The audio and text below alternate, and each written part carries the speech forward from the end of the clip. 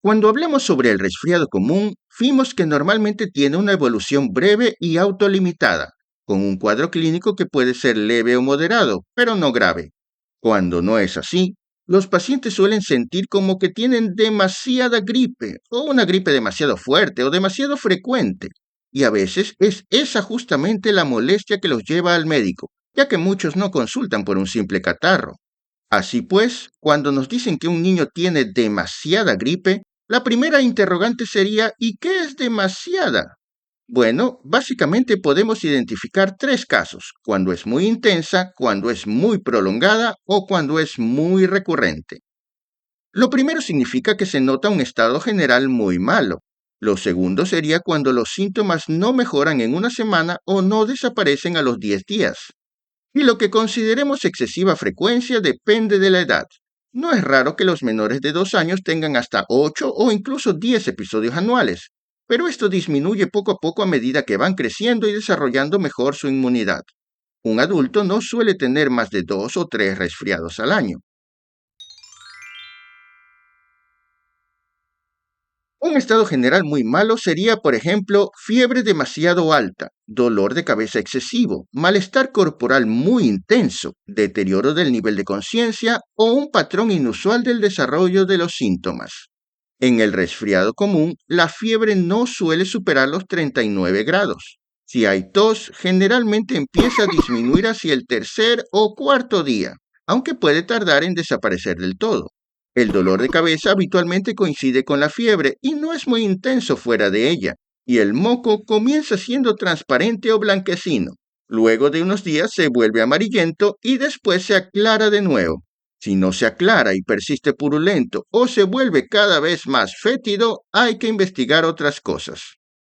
En el cuadro típico puede estar tapada la nariz por la congestión, pero no debe haber sensación de ahogo ni ruidos anormales en el pecho cuando se respira por la boca.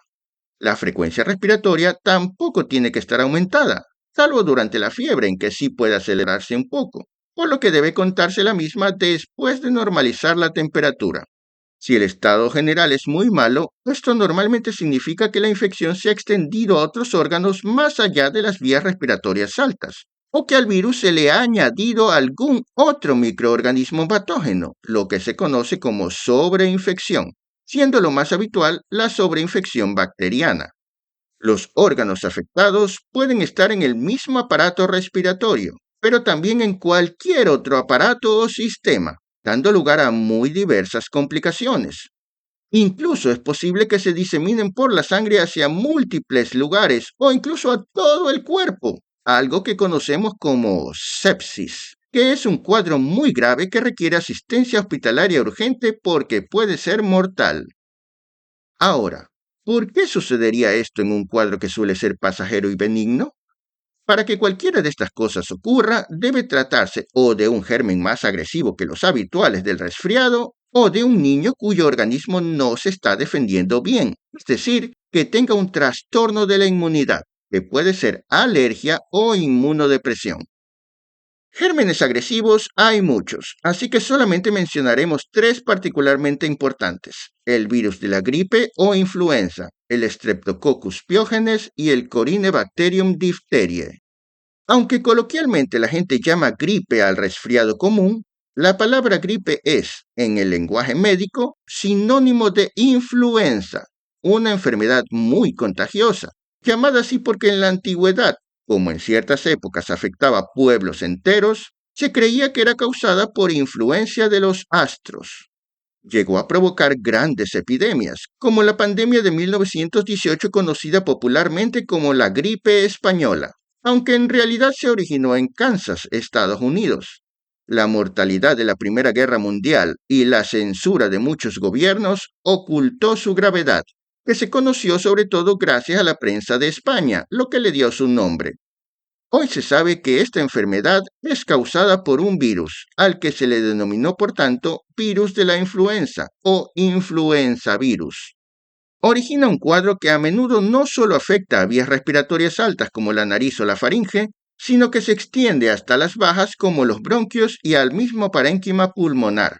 En términos generales, la infección por influenza virus y el catarro común producido por otros gérmenes dan síntomas parecidos, y solo con exámenes podríamos asegurar con total certeza de qué se trata. De todos modos, algunas características pueden ayudarnos a distinguirlos. Por ejemplo, el inicio muy brusco apunta a influenza, lo mismo que la presencia de síntomas generales muy intensos. La afectación local de la nariz, en cambio, es mayor en el resfriado común, por lo que si predomina la rinorrea, la congestión nasal y los estornudos, eso es más indicativo de catarro que de influenza. Al revés, como la afectación pulmonar es más común y más grave en la influenza, el dolor torácico agudo, la tos intensa con expectoración abundante y la dificultad respiratoria son más característicos de influenza que de catarro. En otras palabras, el catarro suele quedarse en solo una rinitis, o por lo menos predomina ella, mientras que en la influenza es más probable que la infección llegue a convertirse en una neumonía. El Streptococcus pyogenes es con mucho la causa más frecuente de faringitis bacteriana. Eso sí, no confundamos, la causa más frecuente de faringitis son los virus. Pero a veces la garganta es invadida por bacterias, y de estas la más frecuente es el Streptococo beta hemolítico grupo A, cuyo nombre científico es Streptococcus pyogenes. En el examen físico es posible que se observen exudados membranosos sobre la faringe o las amígdalas, y a menudo se agrandan y duelen los ganglios linfáticos cervicales anterosuperiores. Diferenciar la faringitis estreptocócica de la propagación viral a la faringe que puede acompañar a un resfriado es muy importante, porque la infección bacteriana se beneficia de la administración de antibióticos y en la viral no se debe darlos. Sin embargo, la distinción puede llegar a ser clínicamente imposible. Aún así, generalmente hay indicios que ayudan a calcular qué tan probable es que la inflamación se deba a bacterias. Incluso se han diseñado escalas, siendo la más conocida la escala de criterios de Centor, posteriormente modificados por McIsaac, que otorga un puntaje según ciertos parámetros y de acuerdo con eso determina qué tan probable es que la faringitis sea bacteriana. A su vez, acorde al nivel de riesgo, se recomiendan diferentes actitudes. Por ejemplo, si el riesgo es muy bajo, no conviene ni dar antibióticos ni hacer estudios microbiológicos. Si el riesgo es medio, se hacen los estudios, pero solo se dan antibióticos cuando estos resulten positivos. Y si el riesgo es relativamente alto, se dará antibióticos de entrada y se hará exámenes, pero si resultan negativos, los antibióticos deberán suspenderse. Con todo, los criterios de Centor modificados no incluyen todos los parámetros que se pueden analizar en este sentido, y hay casos en que la duda persiste. De hecho, se han descrito también otros indicios que pueden influir en la decisión final. Por ejemplo, Centor no incluye a los menores de 3 años, ya que en ellos la faringitis bacteriana es muy poco frecuente.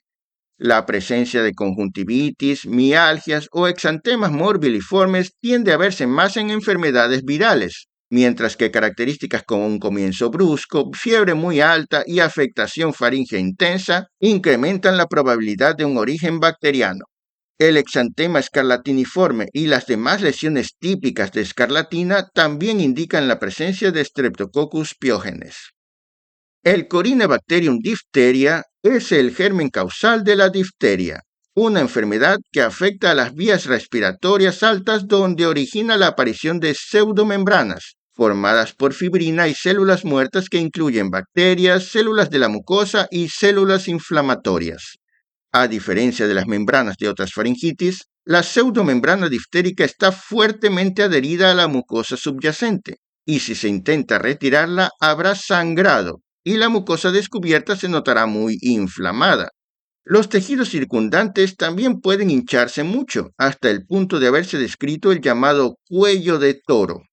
Además de la garganta, puede extenderse por la nariz, la laringe y otros sitios.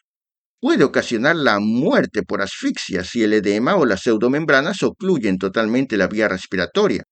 En su tratamiento se usa el antibiótico específico, pero eso no basta. Se requiere sobre todo neutralizar la toxina bacteriana que es la causante de la inflamación. En fin, además de gérmenes agresivos, otra razón por la que un aparente resfriado podría presentarse con un estado general muy malo sería porque el niño tiene problemas con su sistema inmunitario. Para funcionar correctamente, la inmunidad debe mantenerse en un nivel de acción adecuado y no reaccionar ni más ni menos que lo que hace falta. Una inmunidad excesiva es el origen de las alergias. La inmunidad deficiente puede darse por trastornos anatómicos que dificulten la labor de este sistema, o las propiamente llamadas inmunodeficiencias congénitas o adquiridas, y también, aunque no es una enfermedad, mencionaremos aquí la falta de vacunas, ya que actualmente muchas enfermedades respiratorias se previenen mediante los esquemas de inmunización habitual, y no cumplirlo expone a sufrir trastornos que ya normalmente no se ven. En las alergias, el sistema inmunológico responde exageradamente a sustancias que deberían ser toleradas o en todo caso combatidas con menos intensidad. A estas las llamamos alérgenos. Los alérgenos pueden ser alimentos, siendo los más comúnmente asociados a este problema los pescados, mariscos, frutos secos, huevos y todo tipo de lácteos. Otros alérgenos son los ácaros presentes en las sábanas o el polvo, diversos insectos, el pelo de algunos animales, el polen de las plantas, sobre todo en ciertas épocas del año, etc. Para diagnosticar alergia, por tanto, es importante identificar si la sintomatología es recurrente cada vez que come algo, inhala algo o se expone a determinados ambientes, o si aparece siempre en alguna estación del año. También si hay familiares con cuadros ya conocidos de rinitis alérgica u otro tipo de hipersensibilidad como asma, urticaria o angioedema. La inflamación, sea alérgica o no alérgica, puede involucrar también los tejidos linfoides de la faringe, como la adenoides y las amígdalas, lo que se denomina respectivamente adenoiditis y amigdalitis, y puede llevar a que se agranden mucho, lo que se conoce como hipertrofia adenoidea o amigdalar. La primera puede dificultar el paso del aire por la nariz, lo que da manifestaciones similares a las de la congestión nasal de cualquier rinitis, con respiración bucal, voz nasal, ronquidos, pérdida del olfato y dificultades para la alimentación y el descanso. Sin importar su causa, tener varios días respirando por la boca llevará a que la garganta se irrite, dado que la nariz normalmente filtra, calienta y humidifica el aire respirado. Y estas funciones no se cumplen adecuadamente con la boca, por lo que el aire llega a la faringe demasiado seco, frío y sucio. Esa es una de las razones por las que a menudo las rinitis terminan siendo rinofaringitis. Y por último, si el hábito de respirar por la boca se vuelve crónico, puede llegar a afectar el desarrollo de la musculatura y el esqueleto facial del niño, dando lugar a leves deformidades como paladar arqueado hacia arriba, rostro alargado, nariz levemente inclinada hacia arriba dando la apariencia de un labio superior acortado, dientes incisivos superiores sobresalidos y a veces apiñados, que junto con la boca entreabierta y el aspecto somnoliento constituyen la llamada facies adenoidea, llamada así porque suele verse en los niños con hipertrofia crónica de este tejido. Las malformaciones congénitas y las deformaciones anatómicas adquiridas pueden interferir con las defensas del aparato respiratorio y del cuerpo en general. Por ejemplo, una desviación del tabique nasal provocará no solo estrechamiento de una de las cavidades nasales, sino que también puede ocluir parcial o totalmente el drenaje de los senos paranasales, facilitando su infección. Los niños con parálisis cerebral pueden con el tiempo desarrollar desviaciones de la columna, lo que deforma el tórax. Si a esto le sumamos su poca movilidad, entenderemos que las secreciones pulmonares tienden a acumularse. Además, a menudo se asocian problemas neurológicos que les causan dificultades para tragar correctamente los alimentos, pudiendo pasar comida a las vías respiratorias. Lo mismo ocurre si hay una fístula traqueoesofágica. En cualquier persona normal, el paso de alimentos a la laringe o la tráquea ocasiona un reflejo tusígeno intenso, pero este reflejo puede estar disminuido o ausente en los niños con problemas neurológicos. Las inmunodeficiencias congénitas y adquiridas son muchísimas, así que solo mencionaremos de pasada algunas importantes. Con respecto a las congénitas, la inmunodeficiencia más común es el déficit selectivo de inmunoglobulina A, un anticuerpo presente en la sangre y en las membranas mucosas, que normalmente ayuda a combatir los microorganismos que invaden las mucosas, como las de las vías respiratorias, el tubo digestivo, la conjuntiva ocular y las vías genitourinarias. Al faltar, predispone a todo tipo de infecciones en estos sitios, incluyendo las que aquí hemos mencionado como rinofaringitis, conjuntivitis, sinusitis, otitis, bronquitis y neumonías, pero también muchas otras. Su diagnóstico se hace midiendo los niveles en sangre de esta inmunoglobulina. Aunque no es técnicamente una inmunodeficiencia, sino un trastorno genético de los canales de membrana, la fibrosis quística del páncreas o mucoviscidosis se comporta clínicamente como si lo fuera, porque provoca el espesamiento de todas las secreciones del organismo y hace que el moco y la flema sean muy difíciles de expulsar, lo que lleva a su acumulación y predispone a la proliferación de gérmenes. Estos niños suelen tener no solo resfriados, sino neumonías a repetición. También pueden tener problemas de malabsorción intestinal por el estancamiento de las secreciones digestivas, como la bilis, la pancreática o las intestinales. Algunos incluso son detectados porque la madre percibe un sabor salado cuando lo besa, ya que el sudor contiene demasiado cloruro de sodio. El diagnóstico se puede hacer precisamente midiendo si hay un nivel excesivo de sodio en el sudor o mediante pruebas genéticas. El síndrome de cilios inmóviles es un trastorno genético en que los mismos se encuentran paralizados, lo que hace que no expulsen correctamente las secreciones. Además de sinusitis, bronquiectasias y neumonías a repetición, estos niños curiosamente tienen situs inversus, es decir, que algunos órganos que normalmente están a la izquierda se encuentran a la derecha y viceversa, como una imagen en espejo. La desnutrición puede causar un deterioro de todos los órganos, incluyendo el sistema inmunitario. Es importante saber que en los casos más graves, las infecciones pueden no mostrar todos los signos y síntomas normales, ya que el organismo ni siquiera tiene fuerzas para defenderse, así que tal vez casi no haya fiebre, ni leucocitosis, ni elevación de reactantes de fase aguda. En estos niños hay que ser suspicaz para hacer los diagnósticos. El virus de inmunodeficiencia adquirida puede ser transmitido de madre a hijo por vía transplacentaria, por transfusiones sanguíneas contaminadas o por vía sexual. Sin tratamiento, deteriora progresivamente la inmunidad, pudiendo dar lugar no solo a infecciones, sino también a tumores. Por cierto, los diferentes tipos de cáncer también pueden deteriorar el sistema inmunológico y manifestarse a veces incluso como forma de presentación, como pérdida de peso, fiebre y una infección muchas veces respiratoria. Como consecuencia de algunos tipos de cáncer, como efecto colateral muy raro de ciertas medicinas, por trastornos autoinmunes o por otras causas, la ausencia de granulocitos en sangre, que es un tipo de leucocitos, también puede manifestarse inicialmente por el desarrollo de una infección respiratoria que se agrava progresivamente. Y hablando de efectos de medicinas, algunas como los corticoides deprimen la inmunidad. Es importante recordar que a veces se administran en forma tópica o inhalada, y si no se siguen las indicaciones de manera correcta, pueden dar lugar a sobreinfección nasal, oral o faríngea con hongos u otros gérmenes. En cuanto a la administración sistémica por vía oral o parenteral, hay que indicarla solo cuando es necesario y con un esquema que minimice los riesgos. En los niños que tienen que tomar corticoides de manera crónica o recurrente, hay que estar atentos a cualquier mínimo signo de alarma, porque al igual que los desnutridos, pueden tener infecciones graves sin mucha sintomatología. Incluso con inmunidad y anatomía normal, un niño es proclive a enfermarse ante gérmenes agresivos. Es por ello que actualmente se previenen muchas enfermedades mediante la inmunización activa. Si el esquema vacunal no se sigue adecuadamente, se corre el riesgo de sufrir enfermedades prevenibles.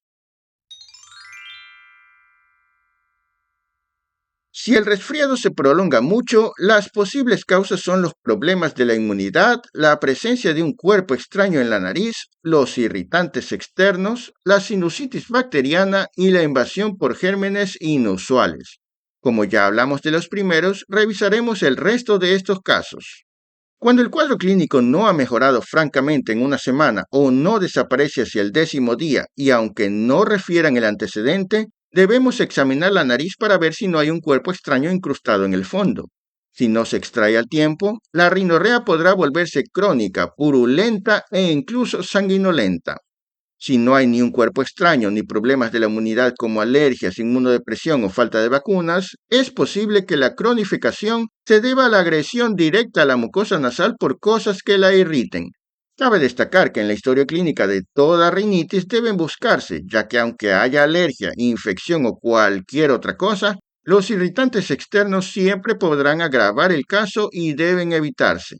Estos irritantes pueden incluir el polvo de la casa, ya sea el normal o el provocado cuando se construye o remodela, el acumulado en cosas viejas como libros o cualquier cosa que no se utilice ni se limpie con frecuencia, el humo y los gases de los sahumerios, inciensos, aromatizantes o ambientadores, el humo del tabaco, aunque el niño no sea el fumador, ya que respira el mismo ambiente, lo que se denomina tabaquismo pasivo, los residuos contaminantes de vehículos, los polvos cosméticos, los talcos y demás productos de aseo personal o del hogar, el polvo levantado por ventiladores o acondicionadores de aire con filtros sin mantenimiento adecuado. No debe olvidarse el efecto del frío mismo, que cuando es exagerado, físicamente reseca el aire por condensación del vapor normalmente presente y puede generar congestión nasal con las consecuencias previsibles. En algunos casos, la inhalación directa de sustancias irritantes o nocivas y la presencia en el ambiente de contaminantes eventuales como gases lacrimógenos o ceniza volcánica también pueden ser causa de rinitis. Si no se halla ninguno de los factores anteriores, debemos suponer que se trata de una sinusitis bacteriana. El cuadro clínico de sinusitis es similar al de la rinitis, ya que también produce fiebre y rinorrea, y de hecho es común que estén asociadas como rinosinusitis, pero habitualmente es viral. Cuando hay sobreinfección bacteriana, eso puede provocar dos cosas. O el cuadro se vuelve muy intenso, con fiebre alta, mucho malestar, rinorrea purulenta y a veces fétida, o sigue igual, pero se prolonga demasiado. En el primer caso lo identificaremos porque parece un resfriado demasiado intenso, pero no hay síntomas de afectación de otros órganos o sistemas, ni nada más que explique esa gravedad.